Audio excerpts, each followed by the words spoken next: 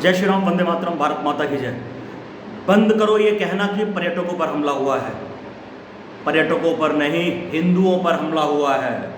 नाम पूछकर हमला हुआ है, कलमा पढ़वा कर हमला हुआ है, कपड़े उतरवा कर हमला हुआ है, ये चेक करके हमला हुआ है कि ये कौन है। बंद करो ये कहना, बंद करो ये कहना पर्यटकों पर हमला हुआ है या टूरिस्टों पर हमला हुआ है या ये आतंकवादी घटना है।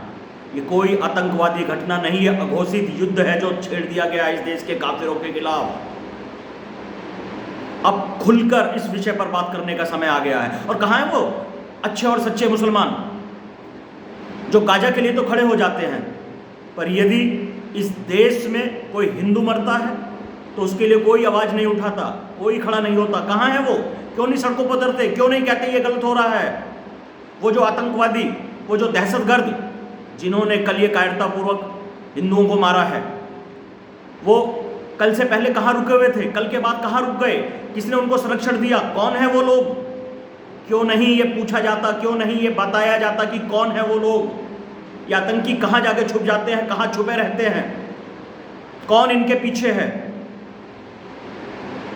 आज उन अच्छे और सच्चे मुसलमानों को भी जवाब देना होगा कि जब कोई हिंदू मरता है, जब किसी हिंदुओं की हत्या करी जाती है और उनके कपड़े उतरवाकर, उनसे कलमा पढ़वाकर, उनका नाम पूछकर उनकी हत्या करी जाती है, तो इस देश का मुसलमान क्यों नहीं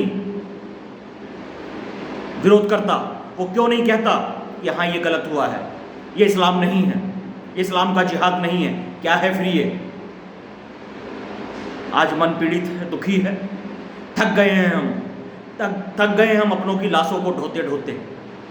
हम अपनी शोभा यात्रा नहीं निकाल सकते, हम अपने तीज त्योहार पर्व नहीं बना सकते, हम धार्मिक तीर्थ स्थलों पर नहीं जा सकते, हम टूरिस्ट स्थलों पर नहीं जा सकते, तो इस देश का हिंदू कहाँ जाएगा? आज इस देश का हिंदू अपने घरों के बाहर स्टिकर बोर्ड लगाकर कह रहा है कि हम यहां से अपने घर को बेच रहे हैं, ये मकान बिकाऊ है। इस देश की बहुसंख्यक आबादी आज डरी हुई है, सहमी हुई है। किस लिए? क्योंकि वो सर्व संभाव की कामना रखती है। वो कभी किसी का बुरा नहीं सोचती, कभी किसी के बारे में बुरा नहीं कहती। इसलिए आज ये हिंदू समाज डरा हुआ है। जो समाज चींटियों की पूजा करता है, नदियों की पूजा करता है, पेड़ पौधों की, पहाड़ों की पूजा करता है, उस समाज के ऊपर हमला हो रहा है। जिसने जो कोई आया उसको गले लगाया, उस समाज के ऊपर हमला हो रहा है। और कहा जाता है टूरिस्ट पर हमला हो गया, पर्यटकों पर हमला हो गया। कोई खुलकर बोलने को तैयार नहीं कि सीधा हिंदुओं पर हमला हुआ है। कश्मीर से जब हिंदू पंडितों को भगाया गया तब कोई बोलने को तैयार नहीं। बंगाल के अंदर, मुर्शिदाबाद के अंदर क्या हो रहा है तब कोई बोलने को तैयार नहीं। क्यों नहीं कहा जा रहा है यह घोषित युद्ध है उन काफिरों के खिलाफ जो इस्लाम पर ईमान नहीं लाते? आज मेरी बातें लोगों को बुरी लगेंगी, कड़वी लगेंगी, पर सच यही है। आज पूरी देश ही नहीं, पूरी दुनिया में ये चल रहा है। पाकिस्तान, बांग्लादेश, अफगानिस्तान या अन्य इस्लामिक कंट्रियों में वहां की अल्पसंख्यक आबादी को किस लिए मारा जा रहा है? किस लिए जबरदस्ती उनका धर्मांतरण कराया जा रहा है? इसलिए ना कि वो इस्लाम पर ईमान नहीं लाते। यदि हम बोल देंगे तो हम सांप्रदायिक हैं, पर अब बोलना तो पड़ेगा इस डर से कि हमारे ऊपर एफआईआर दर्ज हो जाएगी, हमारे ऊपर केस लग जाएंगे। हम बोलेंगे नहीं तो अधर्म का साथ देंगे।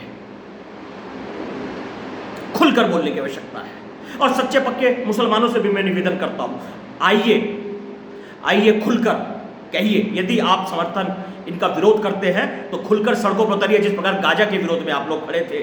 यदि आप कहते हैं कि हम सच्चे पक्के मुसलमान हैं, इस्लाम ये नहीं सिखाता कि किसी निर्दोष की हत्या करना। जैसे तुम गाजा के लिए खड़े हो सकते हो, कोई इस्लामिक कंट्री में कोई मरता है उनके लिए खड़े हो सकते हो, तो इस देश की बहुसंख्यक आबादी हिंदू के लिए क्यों नहीं खड़े हो सकते? यदि तुम संविधान की बात करते हो, इस देश के लोकतंत्र की बात करते हो, यह सीधा प्रश्नवाचक चिन्ह तुम लोगों पर आकर खड़ा हो जाता है। या ये कहो कि हम केवल उन लोगों के साथ खड़े होंगे जो हमारे अपने हैं, बाकी किसी के साथ कुछ भी हो हमें कोई लेना देना नहीं। और मैं हिंदुओं से भी निवेदन करता हूं, किसी की जाति नहीं पूछी गई, किसी का रंग नहीं देखा गया, किसी की पार्टी नहीं देखी गई, किसी का संगठन नहीं देखा गया। यदि आप हिंदू हो, यदि आपका नाम हिंदू है, यदि आप कलमा नहीं पढ़ पाए, यदि आपके कपड़े उतरवाकर आपको चेक करा कि आपका खतना नहीं हुआ, तो आपकी हत्या कर दी गई। जाति पूछकर नहीं मारा गया, धर्म पूछकर मारा गया है। बाकी आप समझदार हैं, जो राम जी की इच्छा। पर अब सच लोगों तक पहुंचना चाहिए कि ये हमले क्यों हो रहे हैं, क्यों निर्दोष लोगों को मारा जा रहा है, किस कारण मारा जा रहा है, क्यों कहा जाता है इस 2047 तक इस देश को इस्लामिक कंट्री बना देंगे। और इस्लामिक कंट्री में क्या होता है यहाँ आप हम सब जानते हैं। मेरी भावना हाथ है, मैं दुखी हूं, मैं पीड़ित हूं, मेरे अपने लोग मरे हैं, वो हिंदू, वो मेरे अपने हैं, मुझे पीड़ा होती है, मुझे दुख हुआ है, मेरी भावनाएं आहत हुई हैं, इसलिए मैं बोल रहा हूं। और मैं सभी राजनीतिक दलों से भी निवेदन करना चाहता हूं, तुम्हारी राजनीति तब तक है जब तक इस देश में हिंदू है। जिस दिन हिंदू समाप्त, तुम सबकी राजनीति समाप्त हो जाएगी। लिख लो आज दीपक सिंह हिंदू की इस बात को। तो जातियों की चादर ओढ़नी छोड़कर धर्म की चादर ओढ़ो, धर्म के नीचे आ जाओ, एकजुट हो जाओ, संगठित हो जाओ और गलत का विरोध करो। और इन आतंकवादियों को जवाब देना होगा। मैं सरकारों से निवेदन करता हूं, खुलकर जवाब देना होगा और देखना होगा ये आतंकवादी कहां जाकर रुकते हैं, कौन इनको पनाह देता है।